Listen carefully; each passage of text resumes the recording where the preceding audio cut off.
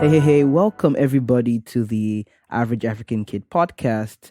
And today is a special episode because right now we have on the show a special guest, Ogochukuwu Chiemeke. Give her a round of applause as we welcome her to the show.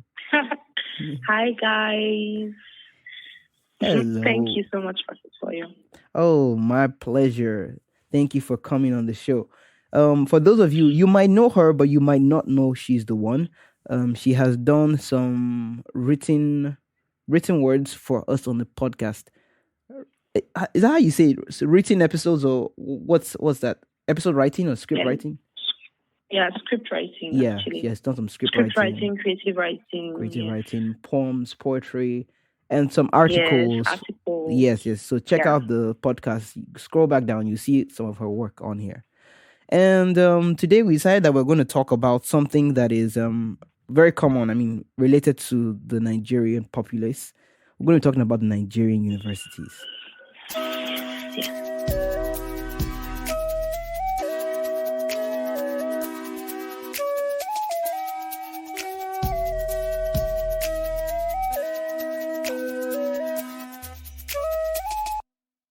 All right. So, okay. I should start with probably why school. Okay. Because I think experience. Okay, high school. Okay. I'm a student of the University of Port Harcourt, Rivers State. So, that's like one of the biggest universities, one of the biggest federal universities in Nigeria. Mm-hmm. So at first sight, it's a very beautiful place, very nice and everything. But, everything is different when you go in depth and you actually understand the system of the school. So, I think I got into Uniport first writing definitely O-level exams, that's the West African examination and all of that. WAEC. Then WAEC, yes, and then NECO too. Okay, NECO. And then the JAM, yes, I had to take JAM. I think the cutoff for JAM then was 180. Okay. Yes, 180 years. I think that was the cutoff for JAM. But then, every department, every faculty has a cutoff for JAM. So they are going to look at that. So the bottom is 180, but there are some departments that won't take you if you have less than 200. Okay. Yeah, so that's how it works. So then going ahead to post UTME. So post UTME is like post JAM. Mm-hmm. So you have to write the exam immediately after you're done with the JAM. So that's like Uniport's own way of accessing your performance or reaccessing your performance in JAM. So every school does that so that they can cut off the number of people that pass JAM. So if everybody that passed JAM gets in, that's like a lot of people. Yeah. So they have to cut the number down. So I think basically survival of the fittest, or yes, exactly. So I think there was a time when post UTME was cancelled, but they brought it back again. So it's what it is. We had to write post UTME, and I can't quite remember. I think 150 was the cutoff then. But every department still has their own cutoff for their faculty. So you just have to do really, really well. Mm-hmm. And I got into microbiology. That's what I opted for anyway. Yeah, okay. So I passed cutoff mark for JAM and post UTME. So I got into microbiology, the department of microbiology under the Faculty of Science. Nice. So I got into Uniport 2019, and because of the whole pandemic and everything, I should be in 300 level, but I'm in 200, my second semester. Okay. So you lost the whole semester because of the... Yes. So, from 2019 to up until this time, it has been really, really, really rough. God has been helping, and I've really, really found a lot of help in God. And then understanding the system of Uniport, having to a change from what I normally know. Sometimes what you think is black and white is like a shade of gray in it. It's not just what you think. Okay, explain a bit more to us. Okay. So, let me use the academics first. Coming to class every morning, getting ready. As a fresher, you are going to, like, when people are waking up by 6, you're already up by 5, 4. Getting yourself ready, and people are like, this one is a fresher, we know. This one is a fresher. So you're already rushing to class to sit down, get the front seat, so that you can get prepared, so that everything will be clean for you. You don't really know that. It's not really like that. So there are other things you have to be doing. Other things like getting materials, speaking to older colleagues. Sometimes tutorial classes could be really, really helpful. And then some extra things you have to do. But as a fresher, you don't know everything. And sometimes freshers just keep to themselves and just speak to themselves. You don't really go and ask other people for, until your eyes really open. Yeah, and then I think the word for that initial excitement for freshers is, "Oh, that's so cute." That's so cute. Yes. Now that I'm in my 200 level, I'm looking at freshers. I'm like, oh, they look so lost. so it's like that. But my 100 level wasn't bad. I think because I naturally just gravitate towards people that are older than me, and then people that are like in higher levels. So I just speak to them, and sometimes they start asking, just give me materials, and like, okay, this is what's happening. This is how you're supposed to relate with lecturers and all. Come for classes, Something about the continuous assessment before the examinations. It's very important because examinations are in university. Examinations are not what you.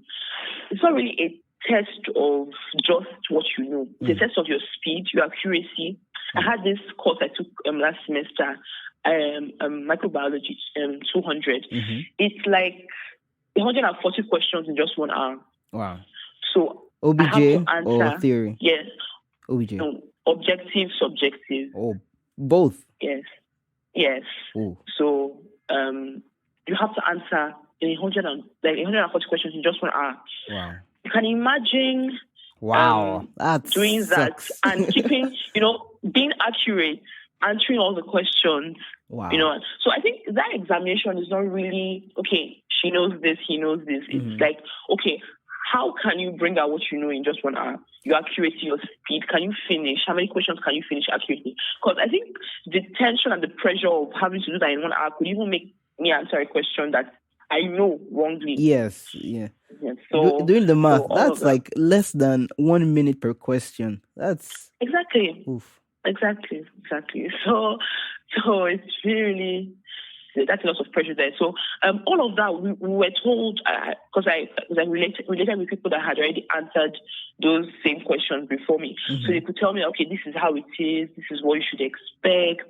Okay, take your continuous assessment really seriously because just before the examination, that's CA, you're going to boost it. You can have maybe, if you don't do so well in your examinations, maybe you're just above the average. And then if you have something really, really good, and the CA is not really that hard, the continuous assessment tests are not really hard. So if you can do well there, it's going to boost your grade. So you're looking at an A or possibly a B if it's that bad. So you see that all of that, those little things, your attendance, sign this, do your assignments, take that one seriously, like all those things. So people don't know them. So you're just going in the motion and just doing whatever you like. You don't know that there are some things that you should actually pay attention to, And then, okay, that's academically. Do you have any other questions for the academic sector? Because I want to. No, keep going.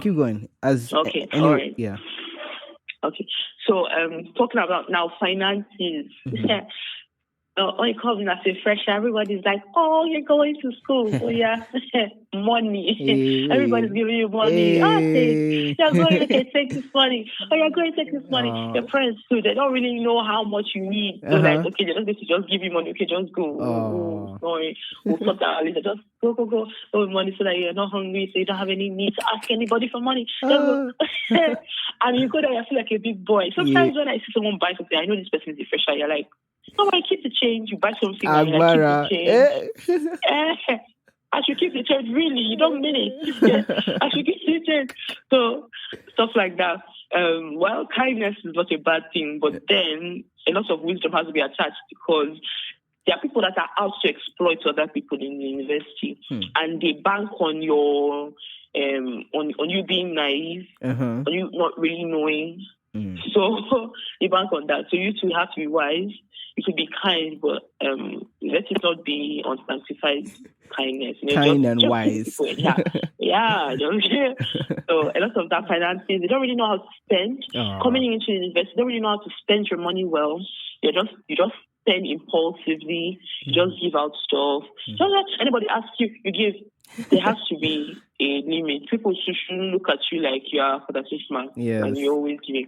Yes, so that people don't take advantage. That's the thing. That's the problem.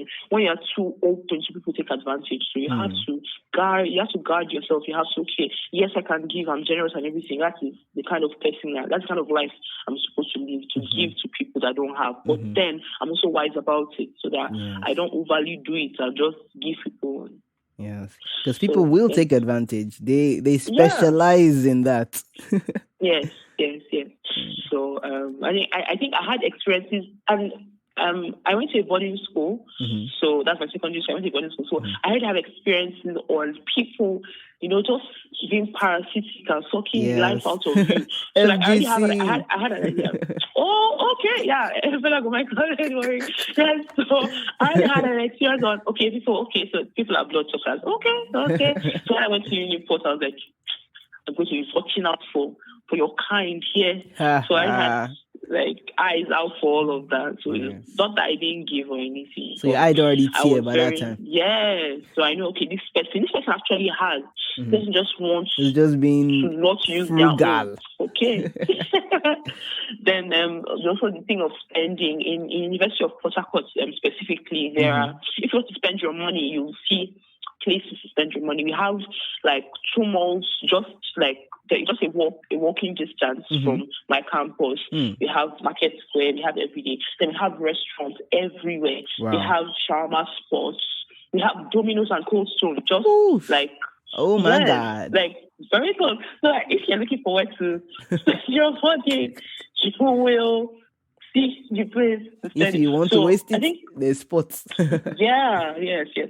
So I think freshers, when they come, they're like, wow. They're like, wow. At home, when you ask Dad, I want to eat this and that, like, no, we have food at home. No, another time, something like that. Yeah. But now, at your anytime you just feel like eating this thing, you can go and get it. And you're just spending, buying for everybody. Hey. Wow, investor. You're making money. Making it in life, yes. Yeah. And then at the end of the day, you just see that, wow, I have spent money and I cannot see my account. But that's the funny thing. You start thinking, who did I even spend this money on? You can't even remember. You don't even know. You just give the money off and do that. So financing is really, really important, because the thing is, you should enjoy yourself. Very important. Yeah. School stress is something. So at some point, you should actually let it all out. Just enjoy yourself and all. But you should also remember that you're in school, and then there are things that would come up. You might need to buy this thing. And during examinations, money is spent more, because you're always going somewhere. You don't have the time to cook. I know cooking by yourself, buying food stuff is cheaper than eating out. Yes. Yes. So when you eat out, you're spending more money. Yes. You're spending more money. Something that you would have spent less if you cooked it, you would spend more eating. And then you need to do that maybe like for a week, because you're writing exams and you wouldn't want, time. The time you used to cook, used to read, used to do other things. Yes. So prioritizing, spending more money. So you're supposed to, if you know, that's the thing about being a fresher, you don't know. You're not anticipating the hunger that lies ahead. So that's why you need some kind of, somebody to like just watch over you a little, but nobody wants that. Everybody just wants to live their life. I mean, I'm an adult now. Yes. I want to do what I like. You can't tell me what to do. I'm not a secondary school anymore. You're not the boss of me. And that's a big word. No wahala. Freedom. FREEDOM! Exclamation! Exclamation! Exclamation! That's what they want. Freedom. Telling you. So it's kind of like the bane, actually. So finances should be spent wisely. Very, very important. Very, very important. Wow, this is super interesting, and I think that this will call for a second episode to dive deeper into this. So we're going to do a summary now, but for every one of you listening, if you are interested in this topic, if you find this useful, I've been trying to find a way for you guys to reach the show. So for you now, you can reach us at theaverageafricankid@gmail.com. It's in the descriptions, so that if you're interested in this topic, write an email. Check out our Instagram page, The Average African Kid. It's not that developed yet, the Instagram, by the way, but write us so we know what exactly you want to know about African universities, the questions you want to know, so we can actually do a deeper dive into this. So I think we have a lot to do. So question for you, Ogochuku. What is the I guess big picture takeaway you've had so far from university? And second thing, what is the biggest challenge you're anticipating ahead? Okay, sorry, what's the first question? Like your big picture summary of your experience so far in university. Okay. Okay, I think I'm going to use one word. Interesting. Okay. Interesting. There have been up moments and down moments. Up, like way up there, and then down, like really down there. But I'll just say interesting. I think everything that has just been happening, it's like a movie. Like I'm just watching. Wow. And then I think the biggest part of everything is like God is just involved. I feel like, I think that's just the biggest part of it. Because I just imagine, what if I was alone out here? What if I was just on my own? Nobody to, nobody to help me, nobody to talk, nobody to communicate with. How would I have even grown? Because I feel like a lot of growth in school is God. I just attribute it all to God. A lot of my growth, he has influenced it a lot. Like he's just carrying me through it also. It's quite interesting. And even the down times when I remember, I'm like, okay, everything happens for my good. So okay. And that reminds me of the scripture. It says, remember the Lord in the day of your youth. I think it was important. I think it was Ecclesiastics that was talking about that. After all the things that he said, the world is meaningless. But I said, remember the Lord, fear the Lord. Yes, true. A lot of struggle, like the struggle of, in fact, maybe another time we could talk about all that, but like the struggle in school could really, if you're not conscious of the fact that God is there, you could do a lot of things you shouldn't. But because of the strong foundation that we have in Jesus, I feel like that holds us and helps us remember, okay, even in this time, God is actually here, so I have nothing to fear, and I have no reason to compromise. And absolutely. Jesus is the firm foundation.